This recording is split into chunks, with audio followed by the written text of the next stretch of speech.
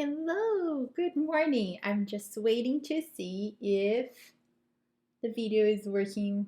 Yes, it is. Hi, everyone. Good morning. I am so happy and excited to be here. I will be kind of like chit chatting by myself for a few minutes and seeing if uh, people can join and maybe stop by and watch this live. But if not, I hope you enjoy this later because I have been really looking forward to today after being off for a while in terms of taking a break and not showing up here consistently while I finished and wrapped up QRB. I am excited to be back, and I really wanted to be excited to be back when I returned to the weekly Facebook Lives and being on the group on a weekly basis. One of the things that you will notice, and it's a bit of housekeeping about how I will aim and strive to keep things going here. I will be aiming not to go for longer than 15 to 20 minutes. I want this to be a place where you can find a bit of grounding in your day and work and make it easier for you to watch either live or later. So that's one of the housekeeping iptems. If you can notice that my background is different, it's because I am working at my parents' condo when they are not here. This is where I'm escaping and coming to work. It feels much better than the chaos that I usually have around my house. And I must admit that it feels like my office. I am actually in a kitchen. You can see the kitchen side, but it is so nice to get out of the house and come here and work from here. And I am very excited to even share that because some of you might relate. If you have been working from home and having your kids at home, you might relate. So, without further ado, one of the reasons why today is such a special day, and for me, is yesterday you might have received the blog post with the unveiling of what I'm calling the realized path. The realized path came as an idea when I was wrapping up QRB with the first cohort of students and members. For those of you who don't know what QRB stands for, it's Qualitative Research Blueprint. It's my main course and product. I had the first class go through it last fall, and the next enrollment will be happening in March 9th. So mark your calendars, and if you don't want to miss, you can join the wait list. All that information is on our website. And there will be a special offer to people who are on the wait list coming out on March 5th. Anyway, side all of that to say, I want you to now understand why the realized path came to me. The realized path was inspired by the students that I got to know, that I got to meet, and the struggles that I saw they were facing in their qualitative research and in their personal journeys as well. And the more I work within this world of qualitative research, the more I strongly believe that the researchers, those who are participating in carrying the research, so research assistants, students, coordinators, the academic, the PI, you, the people, you are the greatest asset and the most important piece of your qualitative study. Of course, we honor and we respect what participants are adding to our work, and we cannot do it without them. But even who you engage with and that ethical aspect of how you engage with them lies on you. And it's one of the reasons why I really felt passionate about putting the researcher in the center of the realized path and what it means.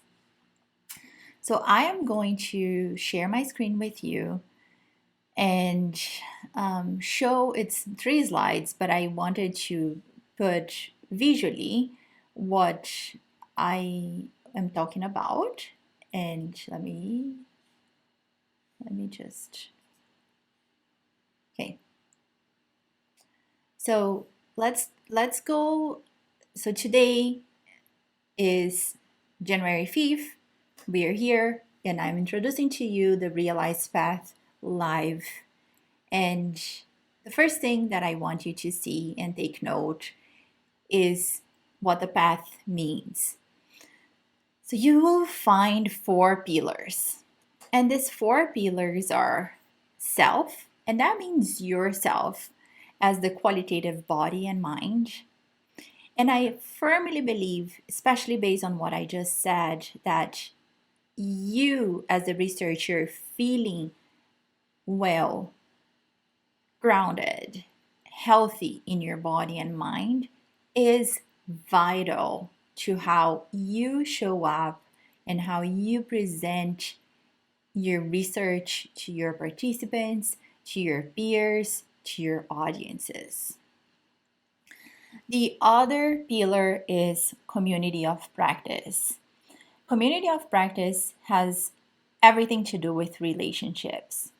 And the biggest feedback that I got from QRB was how people really appreciated and enjoyed having a community to connect with for community chats on a weekly basis. This is the same thing that I'm trying to foster with you here. And I am going to be encouraging you in our next slide to set some goals and think about how you can invest in your relationships, knowing that by doing that, you are investing in your qualitative research projects, in your work, and in your career. The third pillar refers to reading, and reading is self explanatory. It really is about the readings that you choose as a qualitative researcher, whether and it will pretty much depend where you're at and what you're doing in your project. So, if you're doing and writing a proposal and crafting a strong literature review or trying to build the rationale for your study, your readings might be more focused on general aspects of your area or trying to find things and resources to even be able to write and justify what you're thinking about using in terms of methods. Or, and it's not like last but not least, um, the readings that you do outside of your work. And if you read the last blog post that I wrote in 2020 and how qualitative researchers need recreation, you will understand what I'm saying probably better because I'm honing this in for the third time. How I firmly believe that we need to feed our creative juices in order to be able to continue producing research that is helpful, impactful, but also novel and fun and strengths based. So, if you are actually taking time to read novels or self help books or something else, I fully support you. And I think those readings are also important. The fourth pillar is writing. And when it comes to writing, you need to know how I believe here that writing is key throughout a qualitative research project. It's not something we only do or should be doing at the end after we finish that analysis. It's something that we should be doing throughout a project. writing, in many ways, in my opinion, brings this all together. So if you look at the words around the realized path, reflexivity, journaling, mindfulness, integration, you will have to find ways that work for you to bring those pieces together. And often, and if you see those words, um, writing is even there as well. So, beyond writing your qualitative research findings, you also can and will be writing more if you are trying to implement practices that will be supporting you in being more mindful, in being more practical and proactive with how you practice reflexivity and what you do after you have encounters and you foster relationships in your community of practice. Um, so, welcome to the realized path. And before you ask yourself where we are going with this today, when I wrote the blog post that came out yesterday, I said that what I wanted to do here today was to absolutely encourage you to think about what you are seeing in your career and think about those four pillars and decide where you want to invest time and what you want to prioritize in order to grow your scholarship and become a more mature and more confident qualitative researcher. I am not saying pick all four pillars and one go in each, but I am encouraging you to think. And I will take the example from the students that I had in my course in the fall. They were often describing to me, and they later said that how they didn't realize how much they miss a community of practice, how much they miss hanging out with qualitative researchers and people who will get their struggles, who will get their questions, who will understand how sometimes the load feels very heavy in different ways that other areas of research and academia might feel. And when you think about a community of practice, don't think that you have to find a mentor or you have to find an academic peer necessarily. You can definitely set a goal of establishing a relationship with someone even inside this group or inside Kathy's group if you are there as well. So if you see people there that are always commenting and are in the same area as you are, or here in this group, make it a goal of I want to be a person that fosters relationships with other qualitative researchers. In a blog post coming up this probably this next month or the following, I'm going to show you the example of Maxie and Christine, who had an incredible relationship as graduate students that carried beyond graduate school. One of them is an OT, an occupational therapist. The other one is a physical therapist. And they simply started meeting on a weekly basis as they struggled with data analysis. And when you read their thesis and the notes that they included there from their journals, and Maxie had really detailed notes because she did an audit trail. It's amazing to realize how much that relationship kind of changed everything for both of them. How they better understood the role of reflexivity, how it shaped their data, how it enriched their experience, so on and so forth. So, if your goal is not to be lonely in your academic journey as a qualitative researcher, start investing in your relationships. And how to set goals. I will be very, very transparent and say I might feel like I don't want to come across as the know it all, the perfect goal setter who does all these things. I just want you to know that for me, this whole journey of trying to set goals and be really grounded in a routine and in my habits didn't start because I saw as, oh, I need this for my career. It was a matter of necessity for mental health reasons. When my daughter was going through chemo in 2018, she started chemo in December 2018. I lost grounding and I lost any certainty over absolutely everything that I believed to be true for my life. I didn't know if I was going to finish my PhD.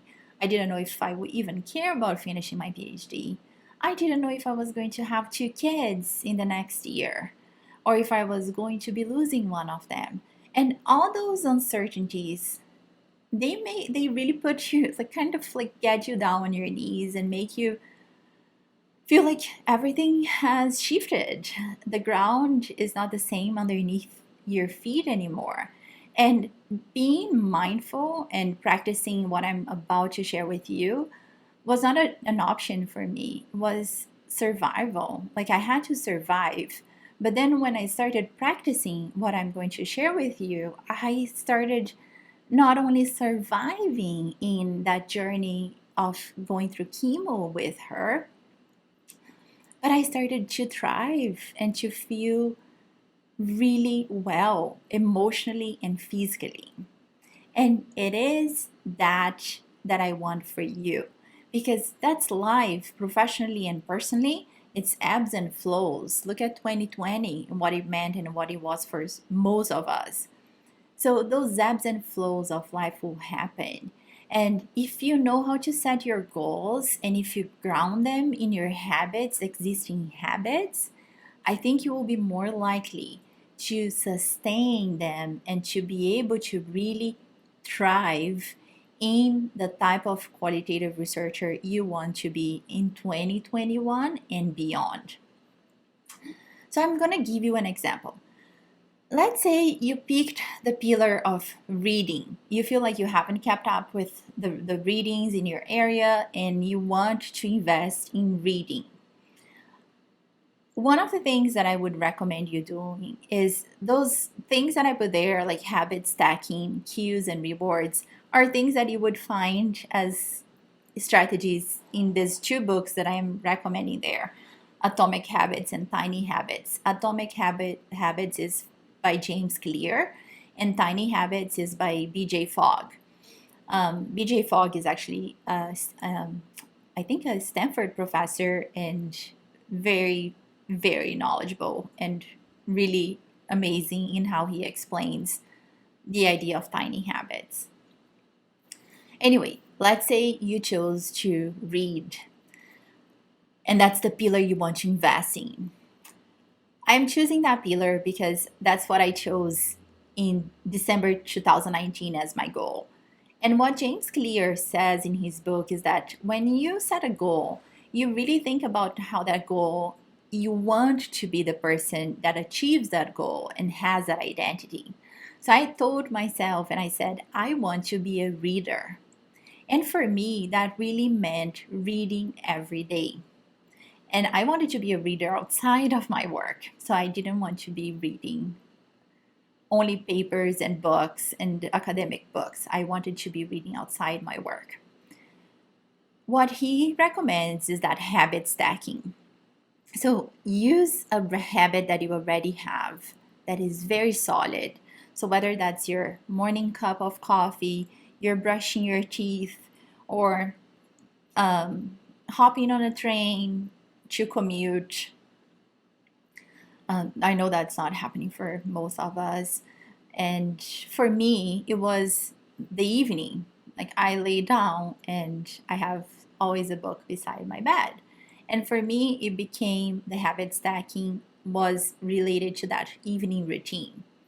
I didn't want to push my bedtime later in order to read more. So what I decided was I will read at least 1 page a day.